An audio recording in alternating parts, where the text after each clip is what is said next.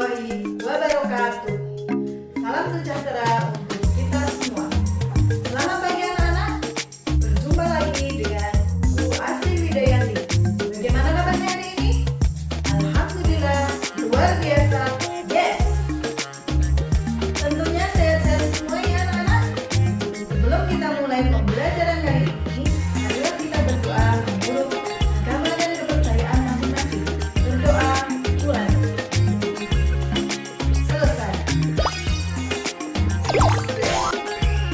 Tujuan pembelajaran kali ini adalah 1.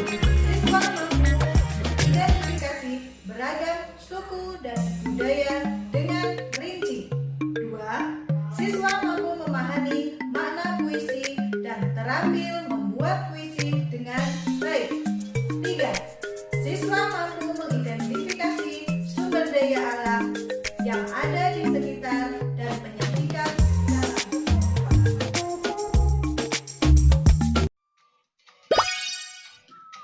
Halo semua, ini adalah bangunan yang tingginya menembus awan.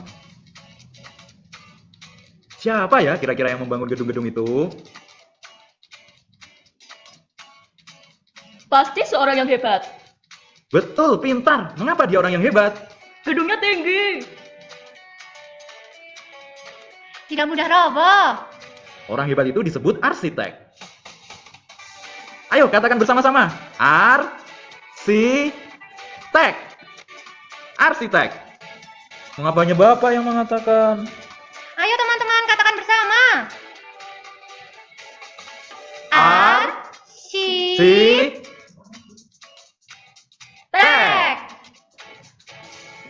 Arsitek. Masjid ini karya seorang arsitek.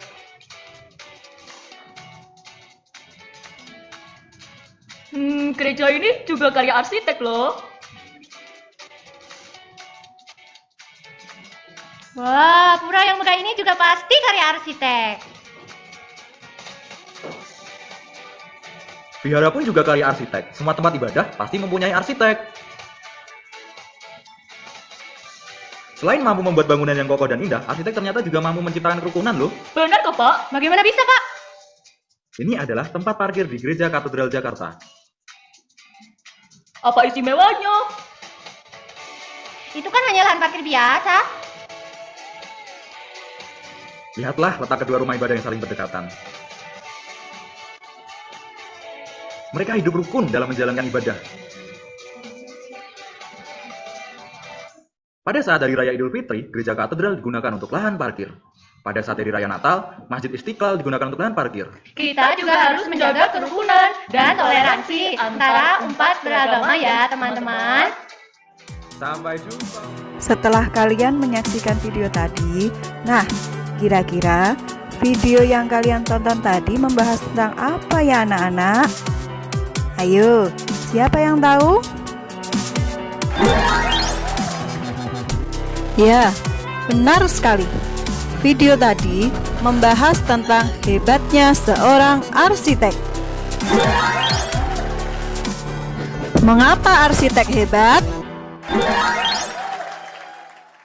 Arsitek adalah orang yang pekerjaannya merancang bangunan.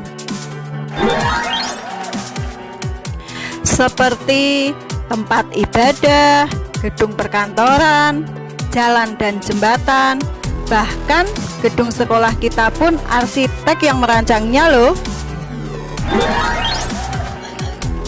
Selain merancang bangunan, arsitek juga berperan dalam menciptakan kerukunan, menjaga lingkungan, serta memudahkan pekerjaan. Indonesia adalah negara kepulauan yang memiliki keragaman budaya, ras, suku bangsa, kepercayaan, agama, dan bahasa. Sesuai semboyan Bhinneka Tunggal Ika, maka meskipun memiliki keragaman budaya, Indonesia tetap satu. Keragaman yang ada di Indonesia adalah kekayaan dan keindahan Indonesia. Berikut ini adalah contoh-contoh keragaman budaya di Indonesia. Candi Borobudur. Candi Borobudur merupakan candi Buddha terbesar di Indonesia. Arsiteknya bernama Gunadarma. Candi tersebut amat indah dan megah, dibangun tanpa perekat dan tanpa bantuan alat modern. Tak heran jika Candi Borobudur menjadi salah satu keajaiban dunia. Waduk Jatiluhur. Seorang arsitek juga berperan dalam menjaga lingkungannya. Misalnya, saat bekerja sama dengan insinyur teknik sipil dalam merancang Waduk Jatiluhur. Waduk Jatiluhur adalah kolam besar tempat menyimpan air untuk berbagai kebutuhan. Hasil karya kumpulan arsitek Indonesia ini memiliki banyak kegunaan, di antaranya menampung dan mengalirkan air ke sebuah pembangkit listrik tenaga air atau PLTA, sehingga dapat menghasilkan listrik. Waduk juga bermanfaat sebagai penyedia air bersih dan irigasi yang diperlukan untuk mengairi sawah. Waduk ini juga sebagai pengendali banjir. Jembatan Suramadu. Jembatan Suramadu adalah jembatan yang menghubungkan Pulau Jawa dan Pulau Madura. Berkat jembatan ini, masyarakat Madura dapat lebih mudah dan cepat melakukan perjalanan darat ke berbagai wilayah di Jawa Timur. Dengan panjang 5.438 meter, jembatan ini merupakan jembatan terpanjang di Indonesia saat ini. Dari zaman dahulu, nenek moyang kita telah membangun berbagai bangunan adat yang mencirikan kebudayaan mereka masing-masing. Setiap suku memiliki ciri bangunan dan tempat tinggal yang berbeda-beda sesuai dengan kebutuhan dan kebiasaan masing-masing. Pernahkah kamu melihat bentuk rumah adat dari suku yang berbeda-beda? Ayo berlatih. 1. Sebutkan kehebatan seorang arsitek. Rancang bangunan, menciptakan kerukunan, menjaga lingkungan, serta memudahkan pekerjaan. 2. Jenjang pendidikan apa saja yang harus ditempuh untuk menjadi seorang arsitek?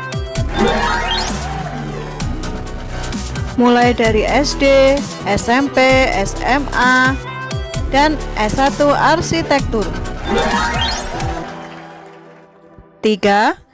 Keterampilan apa saja yang harus dimiliki seorang arsitek?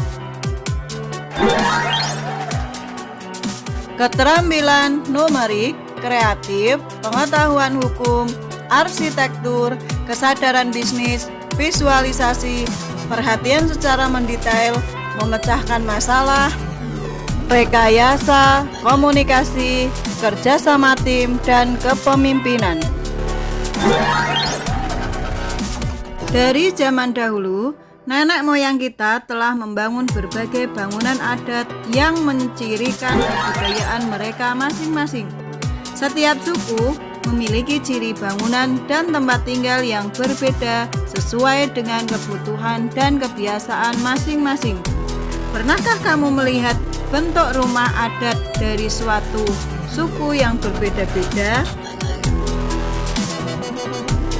Perhatikan gambar rumah adat dari Kampung Naga, Jawa Barat di samping. Rumah-rumah adat di Kampung Naga dibangun di atas bebatuan agar tidak longsor bagian bawahnya. Masyarakat Kampung Naga sangat erat kekerabatannya sehingga mereka membangun rumah mereka secara berdekatan, tetapi mengarah ke arah yang sama, yaitu arah timur barat. Semua rumah akan menghadap ke arah Sungai Ciwulan yang berada di depan gerbang masuk kampung tersebut. Semua bahan bangunan dibuat dari bahan-bahan alami seperti bambu dan dedaunan karena kehidupan masyarakatnya yang sangat dekat dengan alam. Ayo mencoba. Carilah informasi tentang rumah adat, kegunaan, dan cara masyarakat menggunakannya dari dua suku orang yang ada di sekitarmu. Bandingkan di antara keduanya. Carilah persamaan dan perbedaan, serta kegunaan dan manfaat rumah adat tersebut.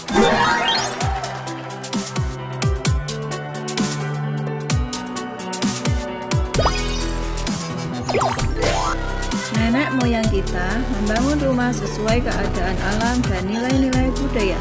Mereka menganggap alam adalah sumber daya mereka, sehingga mereka pelihara dan jaga. Masih ingatkah kalian tentang sumber daya alam? Sumber daya alam adalah segala sesuatu atau kekayaan alam yang dapat dimanfaatkan oleh manusia. Manfaat sumber daya alam di sekitar kita. 1. Kegiatan pertanian dan perkebunan memanfaatkan tanah, air, dan tumbuhan. 2. Kegiatan perikanan dan peternakan memanfaatkan hewan. 3. Kegiatan perindustrian dan kerajinan memanfaatkan sumber daya alam lanjutan seperti pertanian, perkebunan, perikanan, dan peternakan. Cari tahulah sumber daya alam yang diolah atau dimanfaatkan oleh orang tua temanmu. Catatlah pada tabel di bawah ini. Mengidentifikasi bukan hasil identifikasi barang berdaya alam dan pemanfaatan sumber daya alam untuk kesejahteraan masyarakat pada tingkat besar atau kabupaten sampai tingkat provinsi.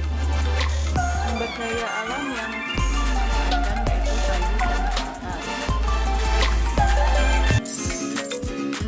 Buatlah kesimpulan tentang 1.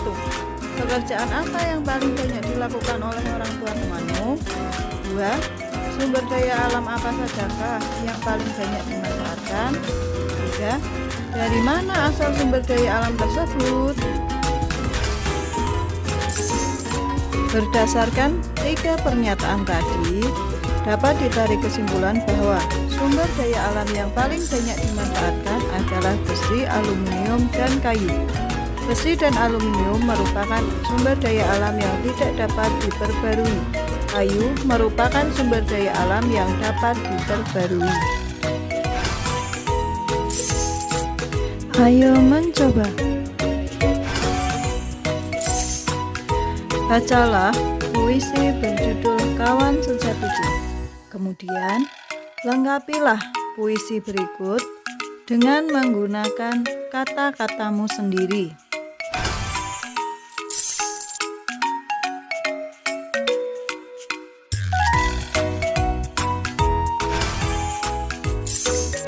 Setelah kalian selesai melengkapi puisi tadi, bacakan puisi tersebut dengan percaya diri. Rekamlah menggunakan video orang tuamu. Kemudian, jawablah pertanyaan berikutnya dengan jawaban ya atau tidak sesuai dengan isi puisi di atas. Tanggapilah pertanyaan berikut dengan kata ya atau tidak sesuai dengan puisi kalian.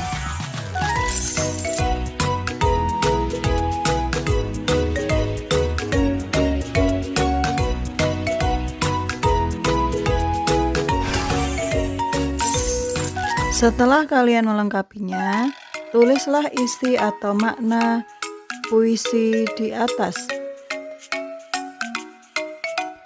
Isi atau makna puisi di atas ialah Lani menulis puisi ini untuk teman-temannya yaitu Beni, Made, dan Siti.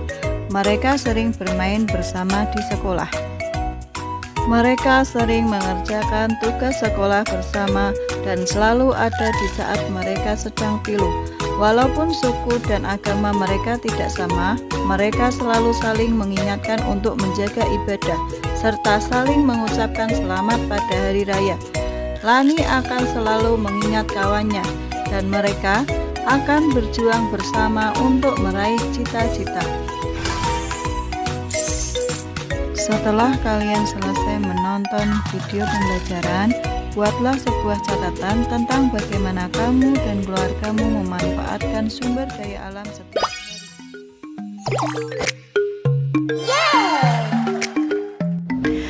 Dari materi yang Ibu sampaikan tadi, dapat kita simpulkan bahwa Indonesia merupakan negara kepulauan yang memiliki keragaman budaya, ras, suku bangsa, kepercayaan, agama, dan bahasa, serta sumber daya alam yang melimpah. Keragaman dan sumber daya alam yang kita miliki merupakan kekayaan yang harus kita jaga dan lestarikan. Semoga pembelajaran yang Ibu sampaikan bermanfaat untuk kalian. Jaga kesehatan, gunakan masker, dan selalu cuci tangan pakai sabun. Wassalamualaikum warahmatullahi wabarakatuh.